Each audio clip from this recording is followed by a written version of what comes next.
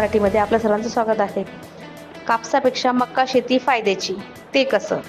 खंडाळा येथील ॲग्रिकल्चर कॉलेजमध्ये काल श्रीराम बायोसीडतर्फे विक्रेता संवाद मेळावा पार पडला. यावेळी वाकला येथील प्रगतशील शेतकरी तथा ओम गुरुदेव कृषी सेवा केंद्र संचालक डाळिंब व भाजीपालाचे डॉक्टर श्री संदीप भाऊ चौधरी यांनी मार्गदर्शन केले.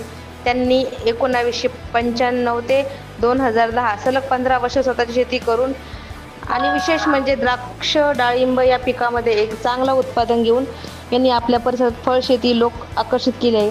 त्यांच्या वडिलांपासून 1990 ते 2025 असे 35 वर्षे सलग फळ शेतीमध्ये गुंतलेले हे कुटुंब त्यांनी केलेल्या मार्गदर्शनामध्ये सांगितले की शेतकऱ्यांनी कापूस पिकाकडे पाठ फिरवून मका शेतीकडे वळावे, ज्यामध्ये उत्पादन खर्च कमी होऊन आर्थिक नफा जास्त मिळतो. बायोसेट सीपीड्स, ॲडवंडा, पायोनियर, सिटेंजा, बायर या वाणाची लागवड करावी. कीड नियंत्रण, तण नियंत्रण व मशागत यावर त्यांनी सखोल मार्गदर्शन केले. यावेळी संजू भाऊ जाधव, तमू शेठ, रोशन कोठारी व पप्पू अग्रवाल, श्रीराम बायोसीडचे सर्व कंपनी प्रतिनिधी व वैजापूर तालुक्यातील सर्व कृषी विक्रेते उपस्थित होते.